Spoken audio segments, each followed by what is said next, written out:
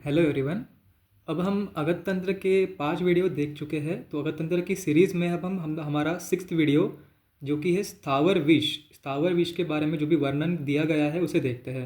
तो आइए स्टार्ट करते हैं। इसके अंदर हम स्थावर विष की परिभाषा, स्थावर विषों के अधिष्ठान, स्थावर विषों के भेद और स्थावर विषयों के सामान्य लक्षण एवं उनके मारकता इनको देखेंगे।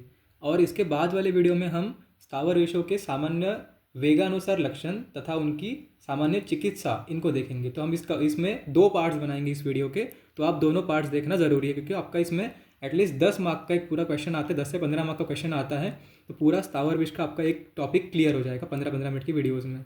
ठीक है, तो अब स्टार्ट करते हैं। स्थावर विष की परिभाषा मतलब डेफिनेशन ऑफ स्थावर विष। जो विष स्थावर द्रव्यों में पाए जाते हैं उन्हें स्थावर विष कहते हैं। स्थावर मैंने ऑलरेडी पहले वीडियो में बताया था कि 2 विष प्रकार होते हैं विष के, स्थावर एवं जंगम। स्थावर का अर्थ होता है जो स्थावर होता है, जो भूमि पर पाए जाते हैं, मतलब पेड़ पौधे खनिज के द्वारा जो उत्पन्न होते हैं, विषाक्त होते हैं, उन्हें स्थावर कहते हैं। और जंगम का अर्थ होता है जो जानवर से उत्पन्न होते हैं, पशु के द्वारा जो विष फैलते हैं, सर्प कीट आदि के द्वारा। तो अभी हम स्थावर देख रहे हैं तो स्थावर के बारे में देखते हैं। तो स्थावर विष जो होते हैं वो स्थावर द्रव्यों अर्थात किसी विषैले पौधे, पेड़ अर्थात फॉर एग्जाम्पल वत्सनाभ हो गया, भांग हो गया, जयपाल हो गया, इसके द्वारा अगर किसी मनुष्य को विष उत्पन्न हुआ है तो वो स्थावर विष कहलाता है। अब स्थावर विष के अधिष्ठान भी हमने प्रीवियस वीडियोस में ही देखे थे कि जो 10 थे और टोटल उनकी संख्या 55 थी। जो हमने देखे थे कि मूलम पत्रम फलम पुष्पम त्वक क्षीरम सार एवच निर्यासो धातवः चैव कंदश्च दशमः स्पृथ।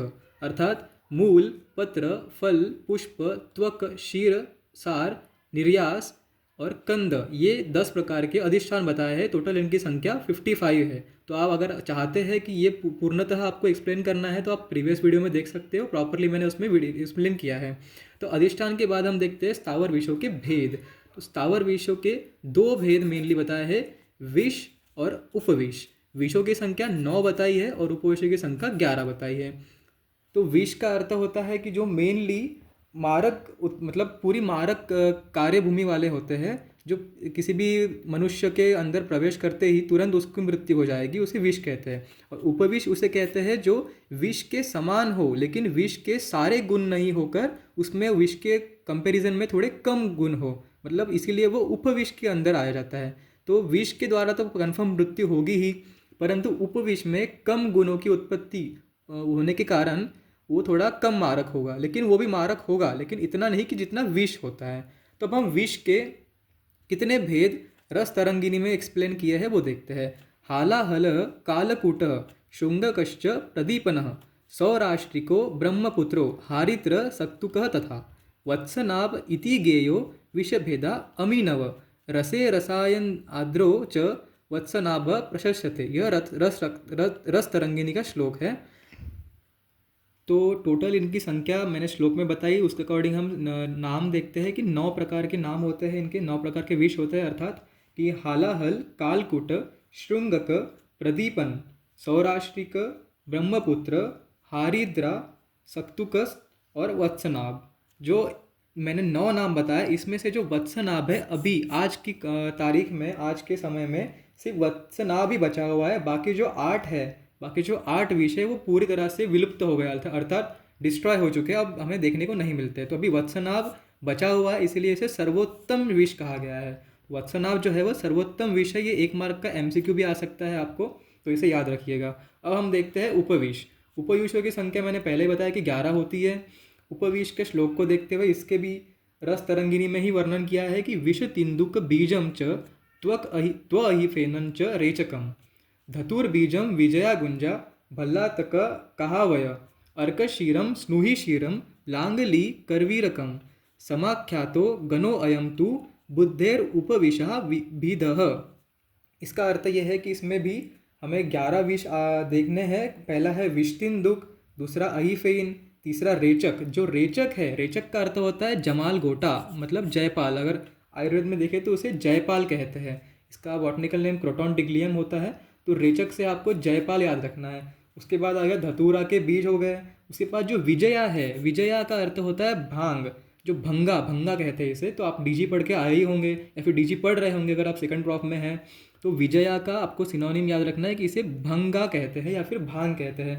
उसके बाद गुंजा आया, उसके बाद आपको पता है भल्ला तक आया, स्नूही शीर आया, अर्कशीर आया, अर्कशीर, स्नूही शीर, लांगली और करवीर। तो इस प्रकार ये टोटल 11 उपविष बताए हैं जो कि विष के कंपैरिजन में थोड़े कम मारक होते हैं, कम घातक होते हैं।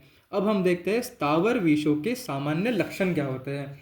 स्थावर विषों के सामान्य लक्षण में आता है कि स्थावरम तु ज्वरम हिक्का, दंतहर्ष गलग्रहम, फेन वम्य अरुचि श्वास, मूर्छाश्च जनेद विषम।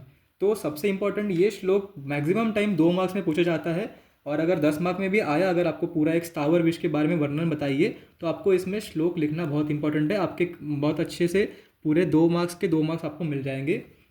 और ये इजी भी है कि स्थावरम तु ज्वरम हिक्का, दंतहर्ष गलग्रहम, फेन वम्य अरुचि श्वास, मूर्छाश्च जनिये द्विषम।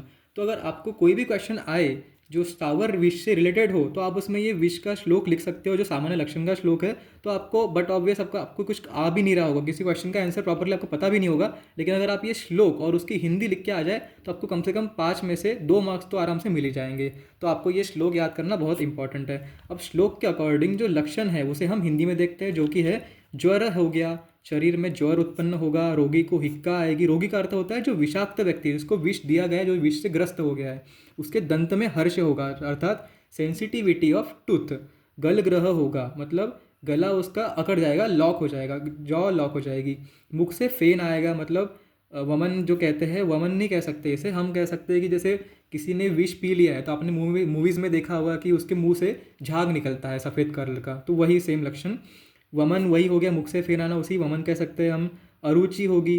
अब जैसे वमन का दूसरा एक ये ले सकते हैं कि अगर विष आमाशय में पहुंच गया है तो अपनी बॉडी एक ऑटोमेटिक एक रिस्पॉन्स करती है कि जो भी फॉरेन पार्टिकल बॉडी में आता है उसे अपनी बॉडी स्वयं के द्वारा ही बाहर फेंकने का प्रयास करती है, तो इस कारण उस रोगी को वमन होगा।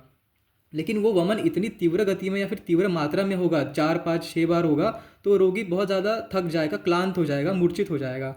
उसके बाद उसको अरुचि होगी, बिल्कुल खाना खाने की इच्छा नहीं, खाना खाने में रुचि नहीं होगी। उसके बाद उसको श्वास होगा। श्वास का अर्थ यहाँ पे हमें खांसी या फिर अस्थमा नहीं लेना है, श्वास का अर्थ होता है यहाँ पे ब्रिथलेसनेस, मतलब उसको बहुत ब्रिथलेसनेस होगा। उसके बाद उसको मूर्छा आएगी। मूर्छा का अर्थ होता है फेंटिंग, मतलब मूर्छा आके मतलब चक्कर आके वो नीचे गिर जाएगा। अब इसके बाद हम देखते हैं लास्ट में स्थावर विषों की मारकता। मारकता का अर्थ होता है कि स्थावर विष कितने कितने समय में आपके प्राणों को हर सकते हैं, मतलब कितने समय तक अपना, जिसने विष ग्रस्त है, जिसने विष का पान किया है, फिर जिस किसी को सर्प ने काटा है, तो वो कितने समय तक जीवित रह सकता है या फिर कितने समय के अंदर उसकी मृत्यु होगी। तो इसमें इसने बताया है श्लोक में कि ये विष अपने प्रभाव से 1 दिन, 15 दिन अथवा 1 मास में प्राणों का हरण कर लेते हैं। तो आपको एक फॉर एग्जाम्पल याद करना है कि अगर महीने के 30 दिन होते हैं तो पहले दिन आपने विष ले लिया या फिर आपको विष अपने शरीर में चला गया या फिर किसी सांप ने काट लिया तो 1 दिन, फिर उसके बाद सीधे 15 आएगा, 15 के बाद सीधे उसका डबल आएगा 30 दिन, तो 1 मास हो गया। तो इस प्रकार आप याद कर सकते हो। और अगर जो मैंने पहले वीडियो में बताया था कि विष के 10 गुण होते हैं, विष के 10 गुणों को मैंने एक्सप्लेन किया था प्रॉपरली। अगर विष के 10 गुण अगर किसी घटक में जो उपस्थित हो या फिर जैसे सर्प के काटने के द्वारा या फिर किसी इडिबल फूड के द्वारा अगर आपके शरीर में 10 गुण युक्त विष प्रवेश हो गया है तो वो तत्काल मारक होगा। तत्काल मारक का अर्थ होता है तुरंत उसकी मृत्यु हो जाएगी, क्योंकि ये सबसे ज़्यादा पावरफुल है, क्योंकि इसमें 10 के 10 गुण, जो विष के 10 के 10 गुण हैं वो उत्पन्न है, उपस्थित है, इसलिए उसकी तत्काल मृत्यु हो जाएगी। तो अब हमने इस चैप्टर में देखा, इस टॉपिक में देखा कि स्थावर विष की परिभाषा क्या होती है, स्थावर विष के अधिष्ठान 10 होते हैं, स्थावर विष के 2 ही भेद बताए हैं। उसके बाद हमने स्थावर विषों के सामान्य लक्षण बताए हैं, जो कि ज्वर, हिक्का, दंतहर्ष, गलग्रह, मुख से फेन आना, वमन, अरुचि, श्वास और मूर्छा। प्लीज़ इस श्लोक को प्लीज़ याद कर लीजिएगा, क्योंकि ये 2 मार्क्स आपके कवर करेगा और 10 मार्क में भी इसका बहुत अच्छा इंप्रेशन पड़ता है। बहुत ईजी सा श्लोक है। और उसके बाद हमने देखा कि विष कितने समय में मारक हो जाता है, मतलब कितने समय तक उसकी मृत्यु हो सकती है। Thank you so much.